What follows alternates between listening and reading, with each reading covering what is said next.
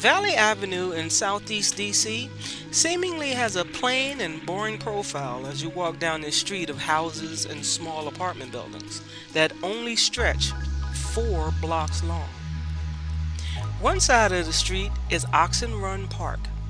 All of Valley Avenue run parallel to the park, while the park itself expands 106 acres through one side of Southeast to the other. While I want to start our journey down Valley Avenue from a four-way intersection with Atlantic Street and Livingston Road. Valley Avenue starts at the 200 block, and it looks like any other residential street. But there's improvements happening on this street. So let me show you the stuff that's changed and the stuff that stayed the same. From the beginning of this block, we'll pass by some apartment buildings and stop at 235 Valley Avenue. This new construction started somewhere in the summer of 2022. I can't tell if these buildings will be large single-family houses or will it be multiple units inside of each building. The website of the real estate developer doesn't list any details of this up-and-coming property. 235 Valley Avenue sat as a vacant lot for many years, and it finally sold in 2018. Since the developer hasn't released any more details, I don't know when the project will be completed. Let's look at the property next door, 237 Valley Avenue.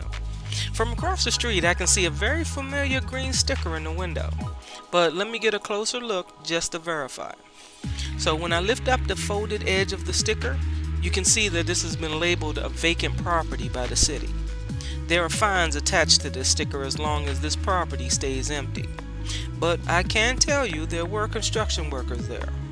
It was quiet at first, but they noticed me in the window.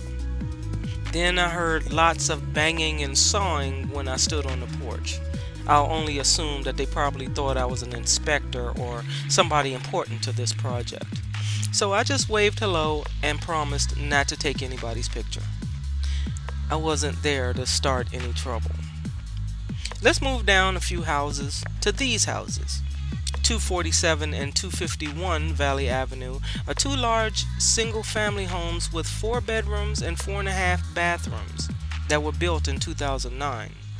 And these two houses was built on a large lot that sat vacant for years. Next door to those houses is 259 Valley Avenue, and this brick single-family home was built in 1922. It was last sold in 2004 and now operates as a mental health counseling facility. The house next to that is 265 Valley Avenue, and this old 3-bedroom, 1-bath house was built in 1910. But the end of the block used to be an empty lot that I always thought used to belong to the large white house at 265 Valley Avenue. But the lot was purchased in year 2000 by the Paramount Baptist Church. This lot was turned into a parking lot and sit right across the street from the church. Now that we're at the corner of 4th Street and Valley Avenue, let's go on the park side of the street before we move on. When you first enter Valley Avenue, you see on the left that a new community garden has been built in the park. This is the Well at Oxen Run. The Well is an inner city farm and community wellness space in Ward 8. For 10 years, DC Greens has operated the K Street Farm until it closed in 2018. Looking for a new location, they wanted a space that could be both a source of healthy food and a gathering place for the community. Placed in Oxen Run Park, the 1-acre farm is home to seasonal crops, pick your own flower garden, a farm stand, an orchard with chickens, a greenhouse, and a large garden for kids with outdoor classroom. Including farm and garden activities, the space will host local art, theater, and dance performances. This will be a space for the elders and the youth. But the farm is closed for the winter, so activities will begin again for spring of 2023. Now back at the corner of Valley Avenue and 4th Street, let's cross the large intersection that connects to Zinnia Street and also will lead you to Foxhall Place, but we'll continue down Valley Avenue. We'll pass by a long row of semi-detached red brick houses before we get to the end of this street. And look, somebody tore off a green vacancy sticker from the front door. I'll assume that this house isn't empty anymore. As we're still walking down the street, there's another green sticker. These green vacancy stickers are a big deal in DC real estate. I explained the meaning of vacancy stickers in my Staple Street Market video, in case you want to go back to check that out for better understanding. After walking by more houses, we're now going to come to 503 Valley Avenue. This is the last building on the block, but there's a big empty field before we get to the end of the block. Can you see that big building in the distance? That's an old and well-known building in this Washington Highlands neighborhood. This building sits high on a hill, so it's not a Valley Avenue address, but it's on 9th Street. This 12-story, 291-unit building was built in 1967 at 3700 9th Street Southeast. Parkside Terrace Apartments was funded by the Department of Housing and Development for moderate to low-income families, but the 1980s and 1990s drug gangs, violence, thieves, and many other criminal activities plagued the area and this building.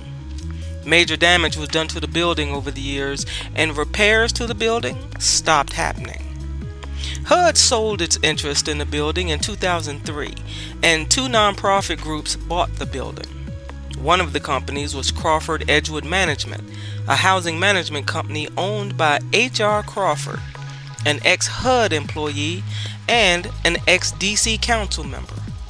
H.R. Crawford was a Ward 7 councilman from 1980 to 1992, and he was well known in DC for his management and redevelopment of many of the public housing complexes all across DC. Crawford has won praise for renting apartments to tenants with poor credit histories and to those not having a regular job. He helped people establish households by teaching them how to operate common household appliances. He was reported as saying to maintain order among his renters when he was collecting the rent, he carried a loaded weapon. Parkside Terrace Apartments was gutted in 2005, leaving behind only the interior columns, foundation, and the facade. The renovations began in 2008, and the building reopened in 2009 and was renamed the Overlook at Oxon Run. The building no longer has the look and feel of poverty with its front desk security, gated entryway, and activity rooms for its senior residents.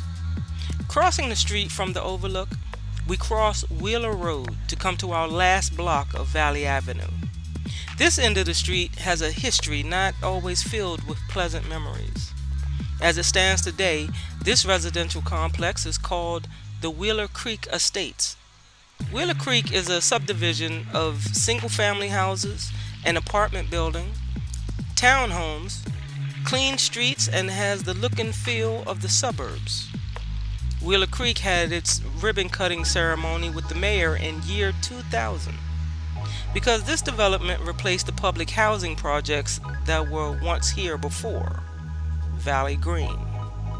Before Valley Green was knocked down, it was largely a decrepit and almost empty public housing complex along with the Sky Tower apartments that stood behind it on the 1000 block of Waller Place.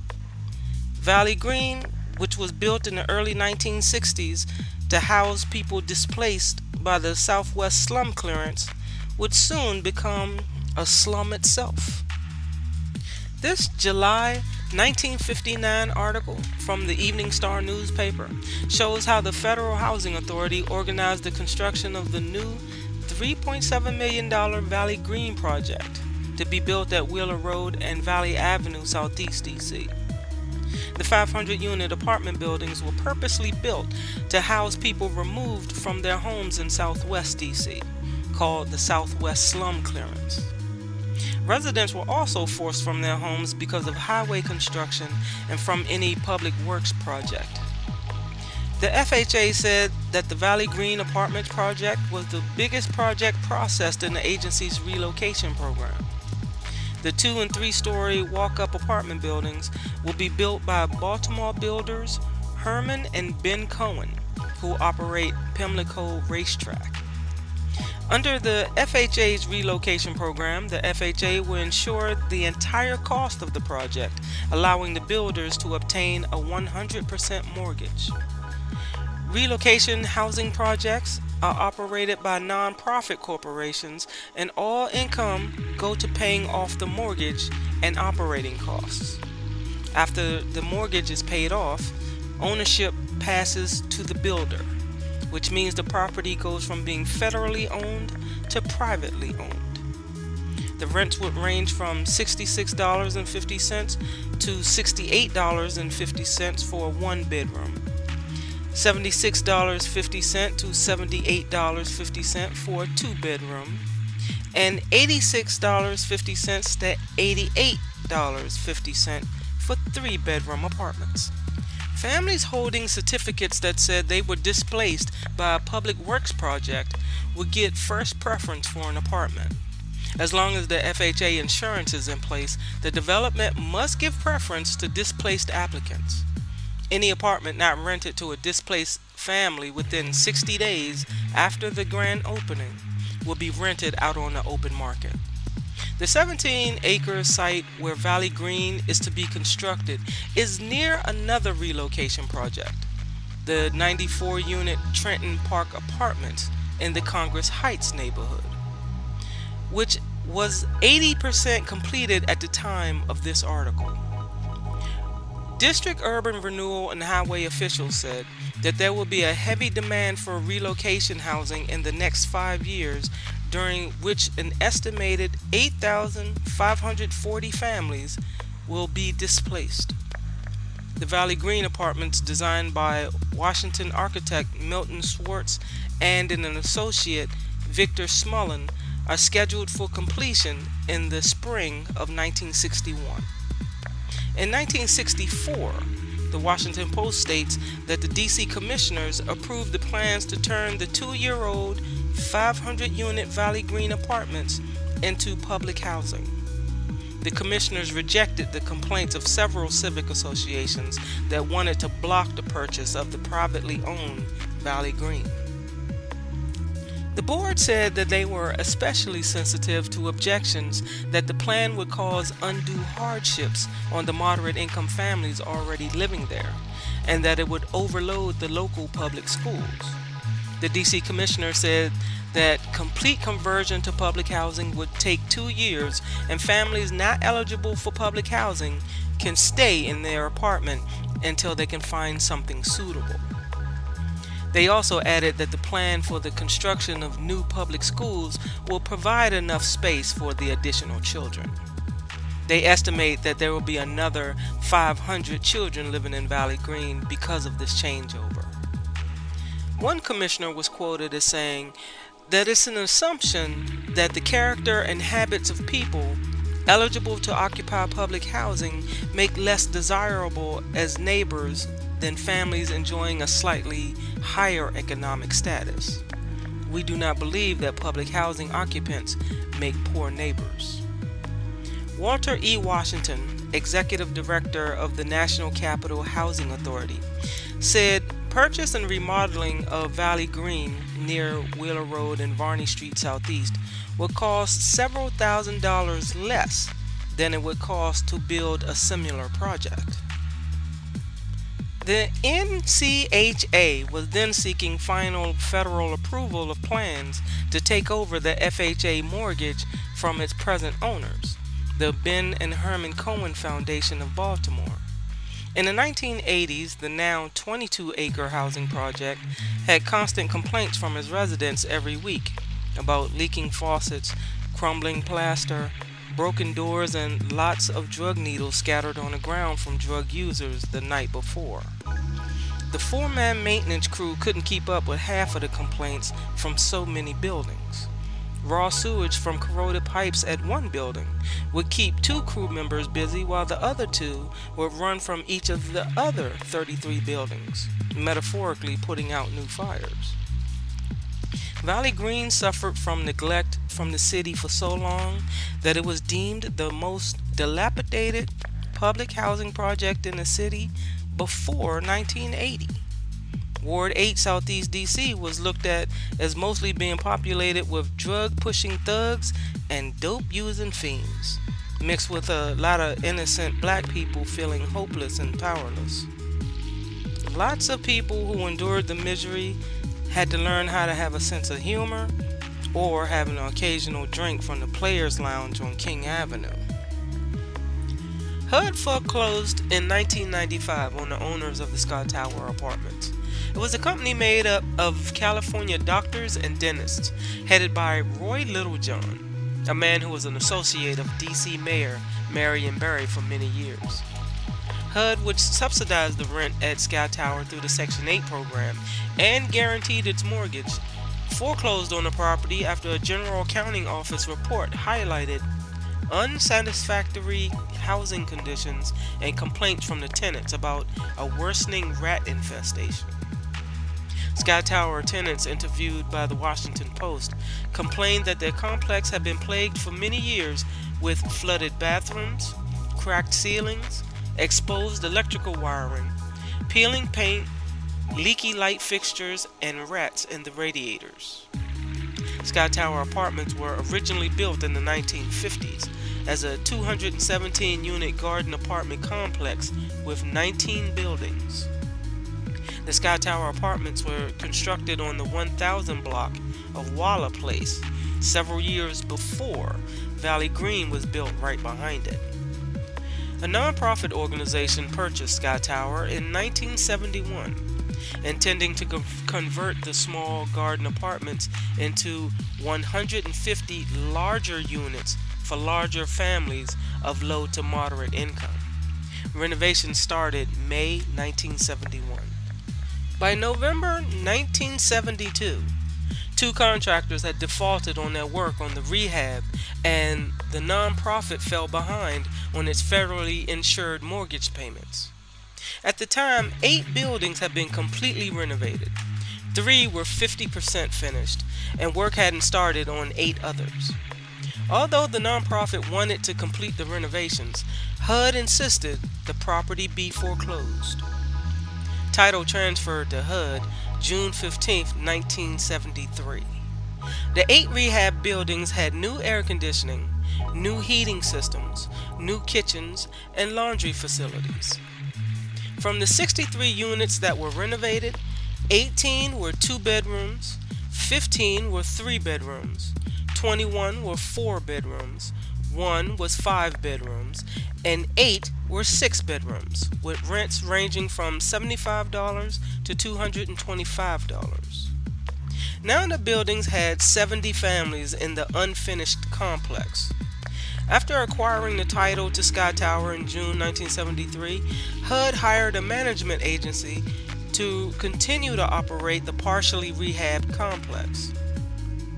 Some of the buildings at Scott Tower were eventually knocked down, despite the fact that more than $2 million already had been spent on renovations.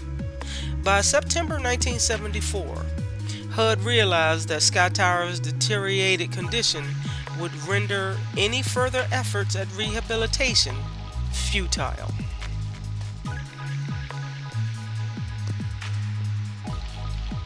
HUD therefore planned to demolish all the buildings, clear the land, and sell the vacant land to private developers for construction of single-family homes for the middle class.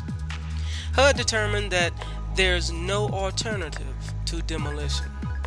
When the 70 families living in Scott Tower were ordered to vacate, vandalism, crime, and trash had already increased, and HUD declined to extend assistance to any of the families. Those that felt obligated to leave have found inferior homes at higher rents. No comparable low-income housing of equal quality was available to any tenant at that time. There was an acute housing shortage in D.C., particularly for low-income people with large families. NCHA had a housing waiting list of over 4,000 families concentrated in the 4-bedroom and larger category. The tenants of Sky Tower brought a lawsuit to federal district court challenging HUD's decision to knock down the apartment buildings and its refusal to provide full relocation benefits to the tenants.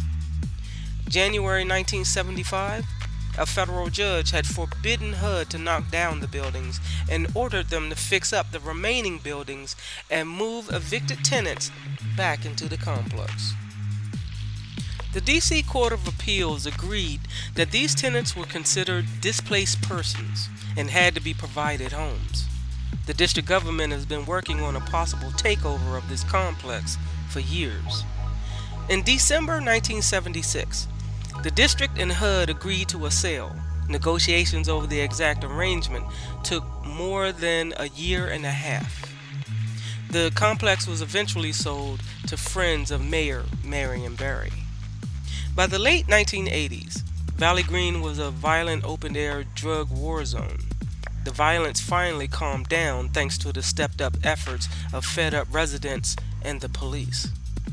The growing abandonment of the housing project also helped calm down the Wild West-style combat, and hundreds of maintenance requests piled up, and a long line of public housing managers proved that they weren't capable of much of anything beyond boarding up apartments as the tenants moved out. Half of Valley Green was empty and boarded up in 1991, and a few years later in 1994, all but 9 apartments were empty and boarded up. Finally, in 1997, Valley Green was knocked down, and then the rest of the Sky Tower apartments were knocked down a year later in 1998. The Wheeler Creek estates were built with the purpose of mixed-income families living side by side, but there was a loss in the number of affordable housing units available. The combined 450 units from Valley Green and the Sky Tower apartments will be condensed down to 130 single-family homes and 135 apartments. Contractors moved tons of soil to change Valley Green's plain landscape into the rolling hills of suburbia. The name Wheeler Creek was invented by the new residents because they thought the name now described their new, greener, lush surroundings. Of all the eligible families to come back to Wheeler Creek, only 80 original families initially came back. A third set of apartment buildings at the end of Valley Avenue is Wheeler Terrace. These apartment buildings sit at the corner of Valley Avenue and 13th Street and were in place before Valley Green and the Sky Tower apartments. Wheeler Terrace was originally built in the 1940s for the World War II veterans returning home. The Wheeler Terrace apartments started losing tenants in the 1960s because housing for veterans weren't needed as much in that area since the closing of local military installation Camp Sims. Then the military residents didn't stay because of the 1968 riots. So the government just replaced them with poor black families that were relocated during the Southwest slum clearance and construction of the freeway in the 1950s and early 1960s. Wheeler Terrace is a little more than a half-mile walk from Congress Heights Metro Station, using a walking path through Oxen Run Park and continuing up 13th Street. The street doesn't have parking lots, but plenty of street parking, and there's a Metro bus stop in front of the complex. Directly across the street is Oxen Run Park, complete with hiking paths, basketball courts, and picnic areas. Wheeler Terrace received its own makeover in 2009. Here's a current aerial view of Wheeler Creek and Wheeler Terrace. Valley Avenue is the main street on the lower portion of this map. Wheeler Road is to the right of the Wheeler Creek complex, and 13th Street is on the left side. From Wheeler Road, the Overlook Apartments are to the right of that.